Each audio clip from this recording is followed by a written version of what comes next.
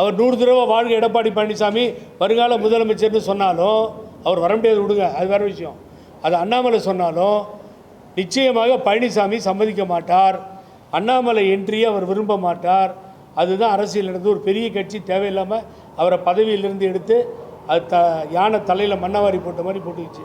இப்போ இவரும் அதே மாதிரி பேசி இவரும் வீணாக போகிறார். பழனிசாமி ரொம்ப டென்ஷனாக இருக்கார்.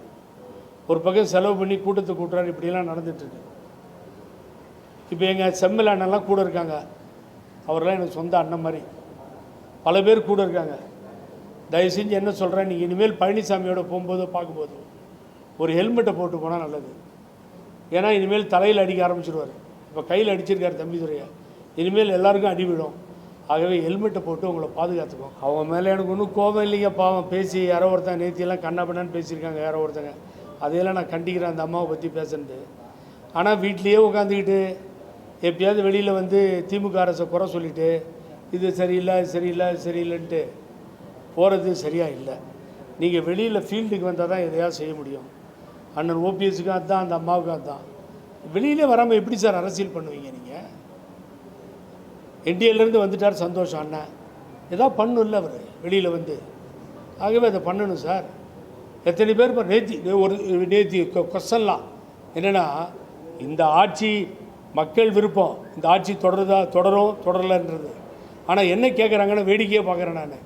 நேத்தி வந்துட்டார் விஜய், அங்கே சலூனில் இருந்தார், அங்கே என்னது வேனில் இருந்தார், அதில் உட்காந்துருந்தார், இதில் உட்காந்துருந்தார். எப்படி வந்துடுவார் இவர்? இவருக்கு என்ன அரசியல் தெரியும்? நீங்கள்லாம் தெரிஞ்சுக்கோங்க. முதல்ல ஒரு விஷயத்த, 7 மாதத்தில் என்டி ராமாராவ் ஆந்திராவில் ஆட்சி அமைச்ச காட்சியை பார்த்தோம்.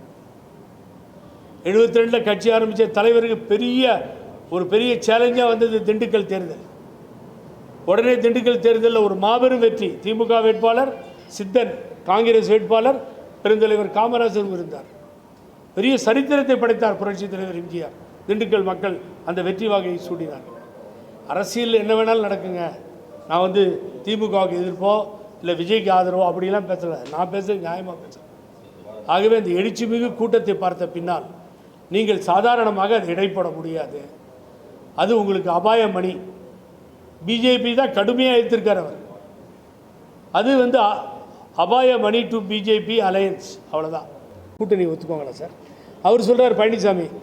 ஏங்க பழனிசாமி நீட்டாக சொல்கிறாருல்ல, கூட்டணியில் இடம் இல்லை. நாங்கள் என்ன ஏமாத்தவங்களா? கூட்டணியில் இடம் கொடுத்துருவோமா நாங்கள்? நேற்று அமித்ஷா ஆப்படிச்சுட்டு போயிட்டார். கூட்டணி தான், கூட்டணி ஆட்சி தான்னாரு. ஆகவே இந்த ஆட்சியையும் இந்த கூட்டணியையும் மக்கள் ஏற்றுக்கொள்ள மாட்டார்கள். ஆகவே திமுக தாவேக்கா தான் போட்டி இருக்கும். 4வது இடத்துக்கு பழனிசாமி போயிடுவார். இதுதான் விஷயம். அண்ணாமலை தன்மான உணர்வோடு நான் வந்து உங்களுக்கு அட்வைஸ் பண்ணி நீங்கள் வரணும்னு இல்லை சார். அண்ணாமலை அண்ணன் பேரை கெடுத்துக்காதீங்க தமிழ்நாட்டில், வேண்டாம். தயவு செஞ்சு எது பேசுகிறீங்களோ அதிலே நில்லுங்க. அமித்ஷாஜியோ உள்துறை அமைச்சரோ பிரதம மந்திரியோ உங்களுக்கு மரியாதைக்குரியவர்களாக இருக்கட்டும், அவர்களை மதிங்க.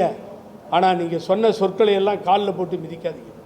நான் அன்போடு கேட்டுக்கிறேன். உங்கள் மேலே இருக்க அன்பால் நான் சொல்கிறேன். நான் அதை